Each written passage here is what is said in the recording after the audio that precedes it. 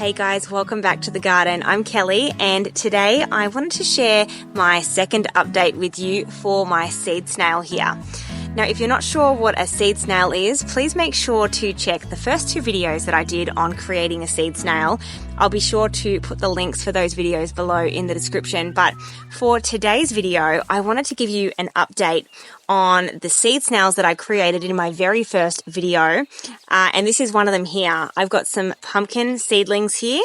And I started these pumpkin seeds on the 4th of the 8th. So they're about 20 days old at this point. And look at them go. They are absolutely beautiful.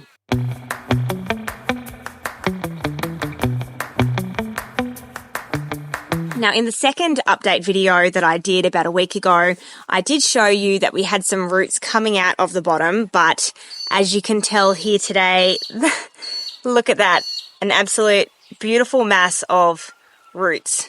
Very cool.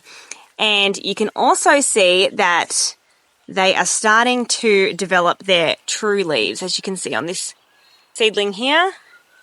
So they're looking really healthy. Now in here I haven't counted, it says I planted 34 seeds, but I haven't counted how many came up. I think there may be around at least 30, which is really good. As you can see, this is a very tiny package, and to have 30 seedlings in my hand is pretty amazing.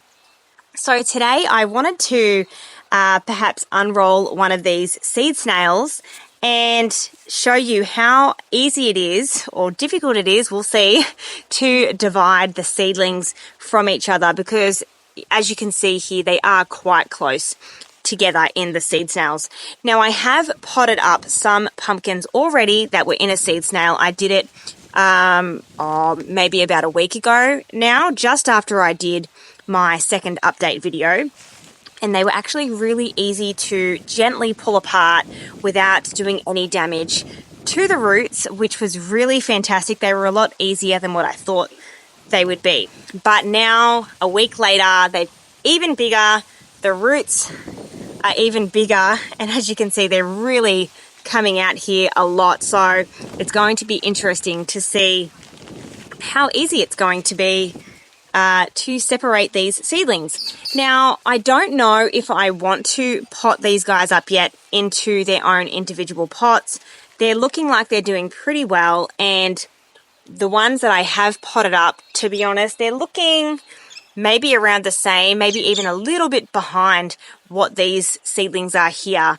Now, that could be because the ones that I potted up did have a little bit of transplant shock when they got potted up into the big size pots. When you're transferring these, obviously you do have contact with the roots. It's not like when you're transplanting a soil block. It's quite minimal interference with the root system. With these, you are touching the roots quite a bit. So if you're transplanting a seedling that doesn't like root interference, it may not be the best thing. But I'll grab one of these pumpkins and show you. So I've got two here that I have transplanted, and as you can see, they're similar size to the ones in the soil blocks. They're maybe a touch smaller. You've got this third leaf here, and they are a little bit smaller, but they're still looking very healthy. At this moment, I'm not really sure if it was worth potting up the pumpkin seedlings. They're probably going about the same at the moment. Even the ones in the pots are a little bit behind. But it was a good experiment anyway, so I'm glad that I did it. They do take up a lot more space once they are in pots. So that is a downside, especially if you don't have a lot of space in your garden or your greenhouse or your house, wherever you're starting your seeds. Especially if you're starting a lot of seeds, one benefit to the seed snail is that it takes up a lot less space. All right, well, I know you've all been waiting for me to unroll this seed snail so you guys can check out the root system and see how we're going to divide the seedlings.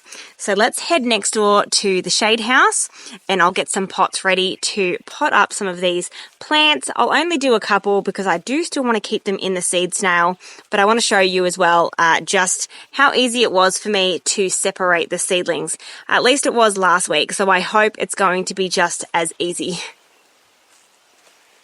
Okie doke, well we're over here in the shade house and we're going to unroll this seed snail so we can try and see how easy it is to separate the seedlings.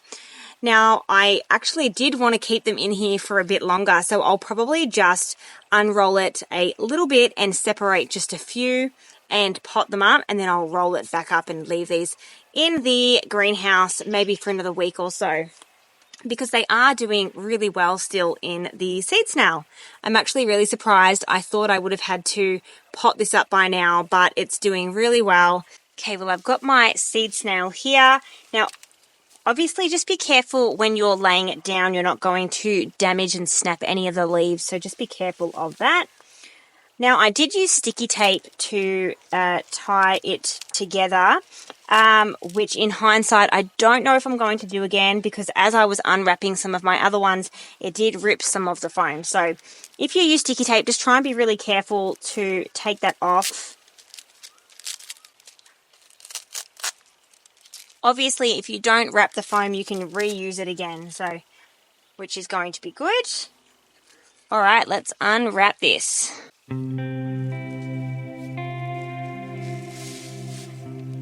Wow, look at those roots.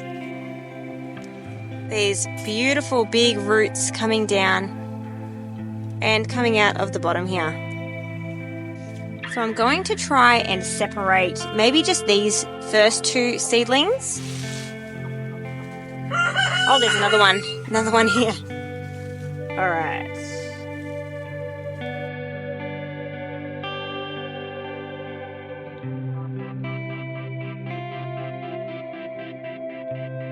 Now, obviously you want to try and be as gentle as possible.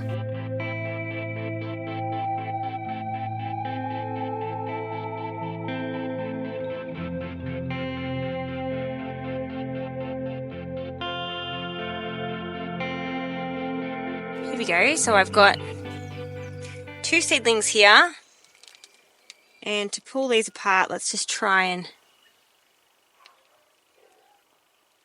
gently. That was a lot easier than what I thought. Now, last week when I potted up that first roll of pumpkin seedlings, it was a lot easier because the roots were a lot smaller at this point. But a week later, there's obviously a bigger root system. And see, look at that. That's huge. Look at that. That's huge. What a beautiful big root system. What a lovely looking seedling. Really nice. Now, obviously, I have had to handle the roots quite a lot. So, like I said before, if you're dealing with a plant that doesn't like to have its roots interfered with, this may not be the best method for you. I would probably stick to using something like a soil block where you're not interfering with the roots.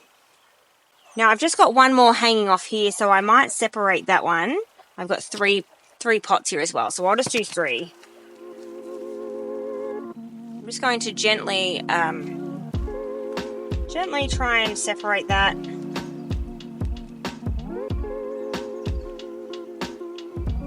Obviously, the less damage to the roots, the easier the transplanting is going to be for this plant. Look at that. What a beautiful, lovely big root system. Lovely. Alright, now I am going to try and roll this back up and leave it. So I might just see if I can just go over there like that. Yeah, I think that will be okay. I think that's alright. Now I'm just going to put some fresh tape along here.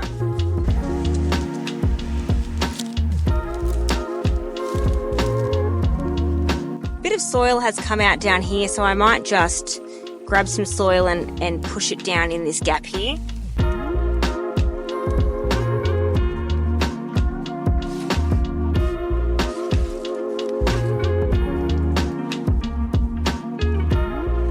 I'm going to pop this back into the hothouse. Now I've got 3 seedlings here, so I am going to have to pot them up. Obviously I can't leave them like this, and I don't want to put them out into the garden just yet. But look at these beautiful roots.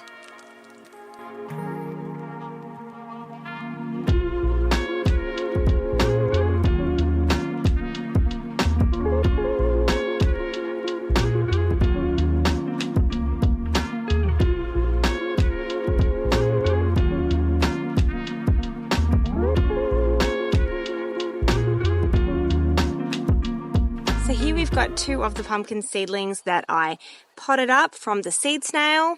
I've left the rest into the seed snail and I'll move it back into the greenhouse. I'm actually really happy with keeping them in there for now. They're growing really well, and I actually think that they're probably growing a little bit better than the ones I have got in pots that I potted up last week. So I'll give these a good water and pop them in the greenhouse as well. And I will wait till they get a little bit bigger before putting them out into the garden. One thing that I can suggest when you're starting your seeds in seed snails is to put the seed snail on a tray that has a solid base. I really liked doing that because I was able to put water in the bottom of the tray and they were able to water from the bottom. So I didn't have to worry about watering from the top. I just would put some water in the bottom of the tray and the soil would soak up however much water it needed, which was really good. This is feeling a little bit dry at the moment, so I'm going to pop it back into the tray and I'll add some water into that tray so they can have a bit of a drink. But I am really pleased with how the seed snail progress is going. They're looking really nice and healthy, and if I think they need to be potted up, I'll do that. But right now I'm really happy with just leaving them in the seed snails. They're doing really well. I think it is a really fantastic way to start your seeds, especially if you don't have much space and you need to start out a lot of seeds, or even if you are only starting out a small amount of seeds, it really is a space saver. So I am really happy with it, and I think I'm going to use this method from now on. I'll still use my soil blocks, but I am a big fan of the seed snail, so I really highly recommend that you give it a go in your gardens. And if you have given the seed snail a go, let me know in the comments and say how it worked out for you and if you recommend it. If you have any questions, please make sure you write them below as well. I'd love to read them and get back to you. But in the meantime, I appreciate you watching this video, and if you did enjoy this video, please make sure that you give it a like, share it around and subscribe, as that's going to help my channel out a lot. And I really want to encourage as many people as I can to get outside and to start a garden and to share just how easy that really is. Because it really is easy and it's so rewarding growing your own food, your own healthy organic food. It's going to save you money at the shops, but it's also going to be a lot healthier for your body as well. So I appreciate you watching today, and I hope that you got some good information out of this video.